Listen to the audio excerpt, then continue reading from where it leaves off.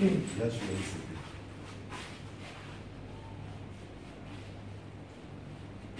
suis artiste à la vie sur les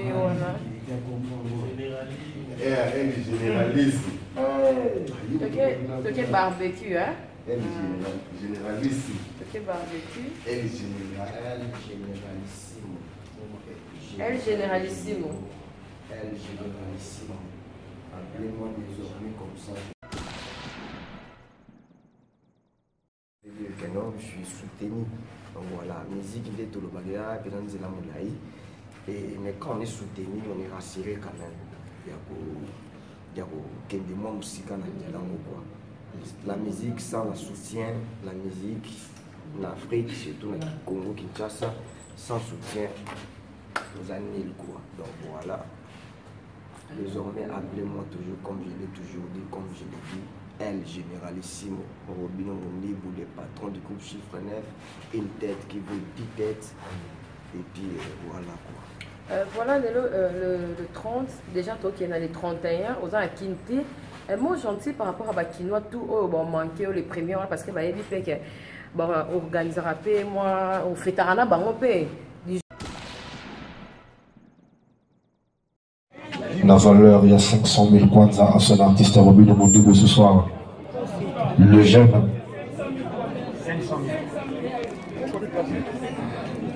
Le jeune millionnaire junior Mawete offre une bouteille de vodka. Roberto Cavalli, la valeur, il y a 500 000 kwanza. Vodka, Roberto Cavalli. Vodka, Roberto Cavalli. La valeur, il y a 500 000 kwanza. Le jeune millionnaire Junior Mawete, une bouteille de vodka Roberto Cavalli. La valeur, il y a 500 000 kwanza ce soir à son artiste préféré Robino Monibou.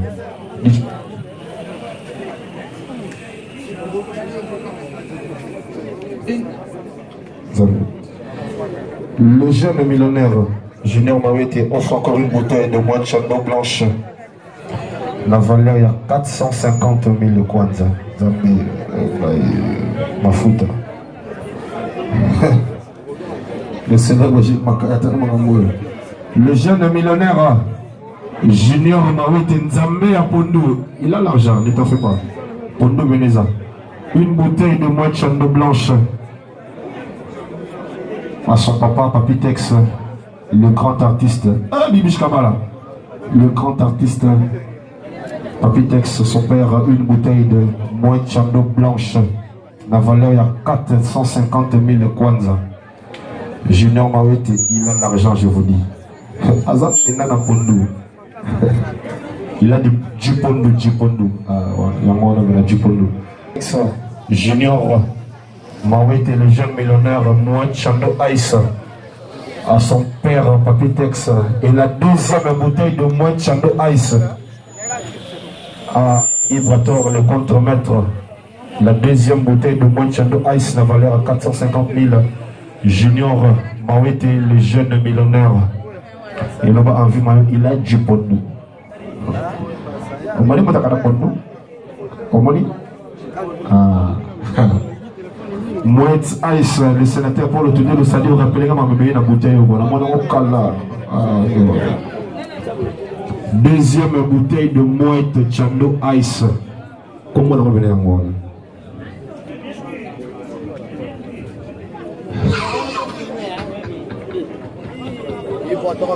les étoiles d'Angola. Quand Moyindo, Yebissa devait Mugabe que Azana 82 ans de pouvoir tout. Deuxième bouteille de Moët Chando Ice, s'il vous plaît. Aïe Brator, le contre-maître parmi nous ce soir. Deuxième bouteille de Moët Ice. Deuxième bouteille de Moët Ice. La valeur à 450 000 kwanza. Ils ont pris dans moi pour la qui n'a pas pris dans moi. Moët Chando Ice. 450 000. La deuxième bouteille à Ibrator, le contre-maître. Junior Mawete, arrête le temps. Et tu as 15 ans d'âge, mon angaï. On a mis ça pour tasser. 15 ans. On a dit oh, ma ice, ils ont dit colo. Ça dit 15 ans d'angaï. Du bout de les gars. 15 ans d'angaï.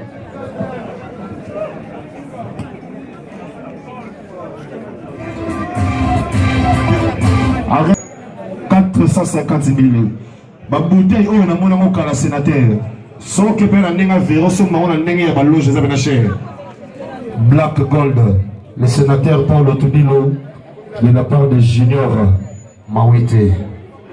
Le jeune millionnaire arrête le temps ce soir. Il a du pondo. Tout le monde a du pondo. C'est déjà la 4e bouteille ce soir. Une bouteille de vodka Roberto Cavalli et double bouteille de White Ice. Et une bouteille de Black Gold. C'est notre whisky. Oh, ils ont la fin de ma palais.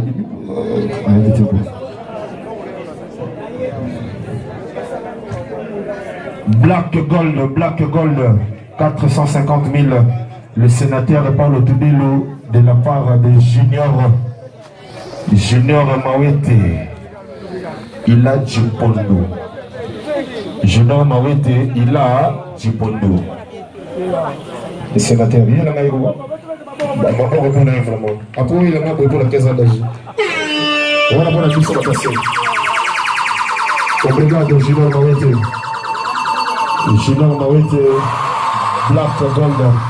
Le sénateur Paul Otudilo. Après, une bouteille de 15 ans d'âge. On a ce qu'on est pour quitter la série. Voilà pour la mission de 15 ans. On y va. 15 ans, on a mission. Musique. Robinho Mondibou arrive. Robinho Mondibou arrive.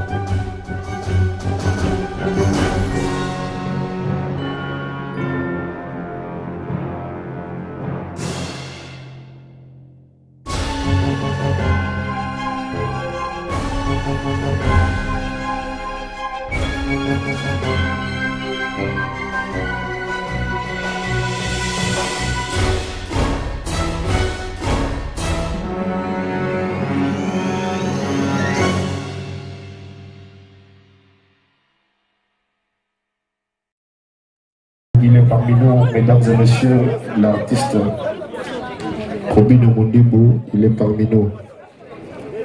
L'homme de Tchana Noboye, l'homme de Tikako, Robinho Mondibou, il est parmi nous, donc à Koti.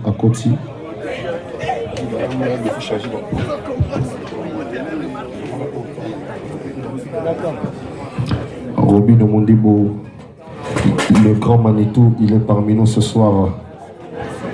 Le grand Manitou, Robinho Mondibou, il est parmi nous ce soir. Le général DJ Stoga et le pistolet te salue et confirme ta présence ce soir. C'est jamais vu dans Angola.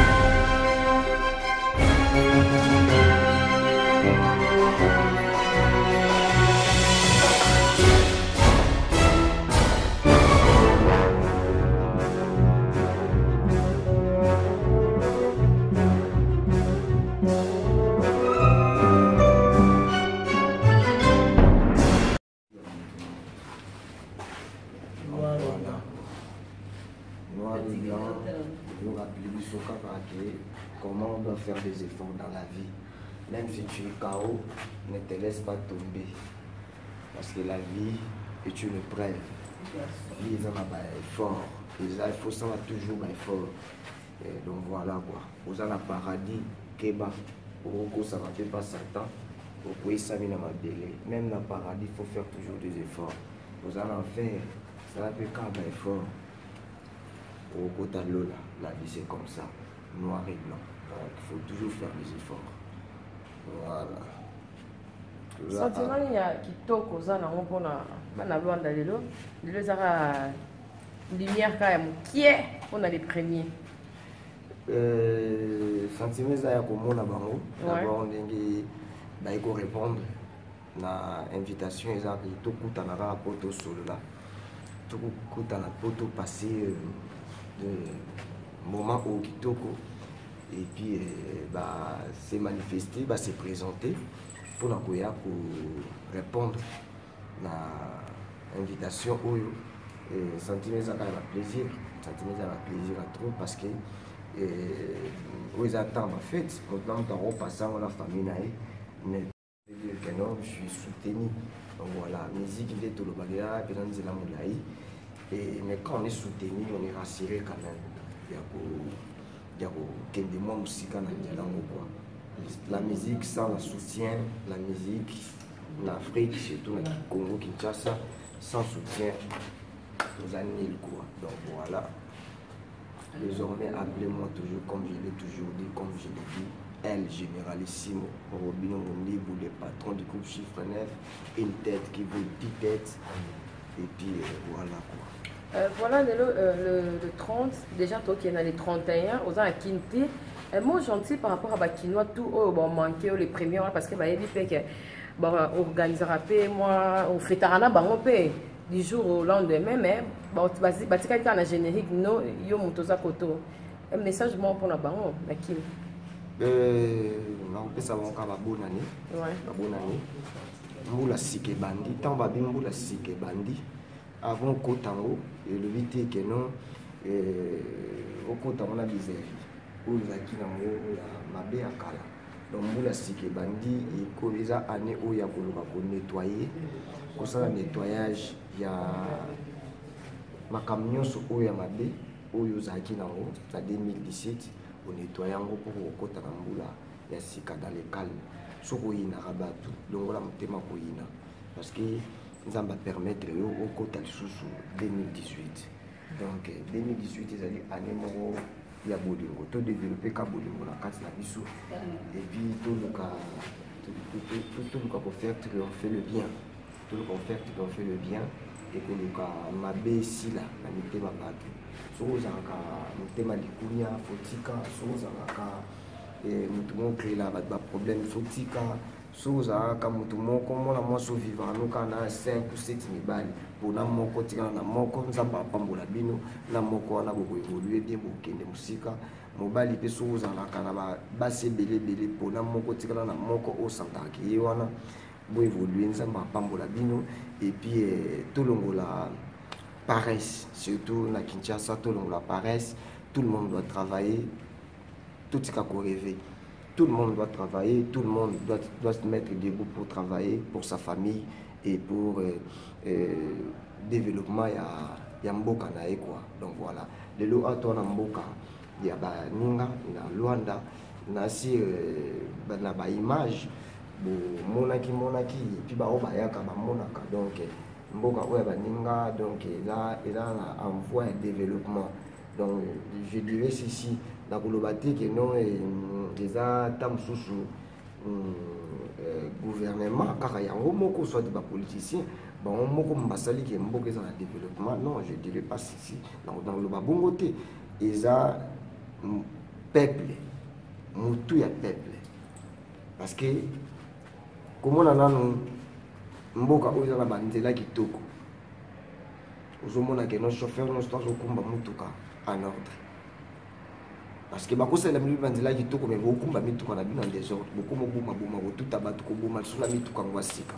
Donc voilà tout changer mentalité na biso en 2018 on a évolution la famille évolution ya mboka évolution makambo ebele quoi. Donc voilà on les a dit message na ngai pona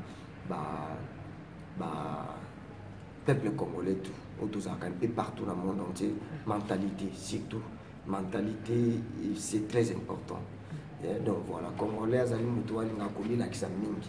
C'est bien bon komi la kisa trop, mais il faut mi la kisa pe na makambo ezana tina, makambo ezana tina te. Donc voilà, il s'agit juste qu'un conseil. Je suis pas un politicien, je suis un artiste et musicien, mais un artiste qui connaît un peu la divinité quoi, qui marche la marche à selon la droit le chemin donc voilà.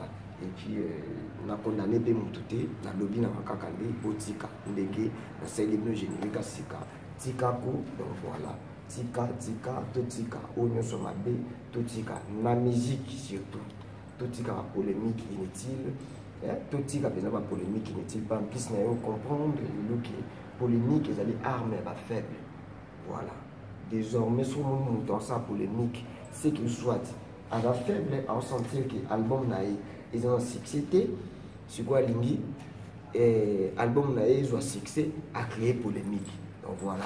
Soit que Lingi tam soit d'un album naïe, on sentir que non, ils ont maté, Lingi soit créé polémique. Donc voilà, c'est un peu ça. Polémique pour les armes faibles, les boutons la baninga ba Nigérien. Ma grande surprise na mona na yoka kake nani masa ngai whisky na Davido. Bayoka na raté mais natali concert moko mikolo bango mibale na podium moko donc voilà on a qui azana moto ou pas na moto basangani to tala banana fandi parce que qui tire pas mususu na otala ba musique na bango aba concert na bango les obeto zo na que jamais concert moko ezangi ça sans ba invité ba artiste so l'artiste mo azo beta au mona na soirée wana ba artiste mususu pe bazoya c'était baza programmé mais biso na Congo et ça les baraté. Donc voilà, c'est pas pour rien baloba union fait la force. C'est pas pour rien baloba union fait la force. Tout le monde la mentalité bonyama, tout le monde la mentalité faible. Donc voilà, au bino mundi pour 2018 na occupé ka oyangai et puis na kozanga saté ko pesa battre toujours à conseiller toujours na pesaka na lingi bino tout na lela bino fort na lela battre tout. Donc on continue toujours peka ko linga bino parce que j'ai compris qu'il faut développer l'amour, rien que l'amour. L'amour est la clé de tout. L'amour est la clé où il tout détenir, au tout fond, là-bas, partout. Il y a la vie dans le Merci. Merci. Voilà.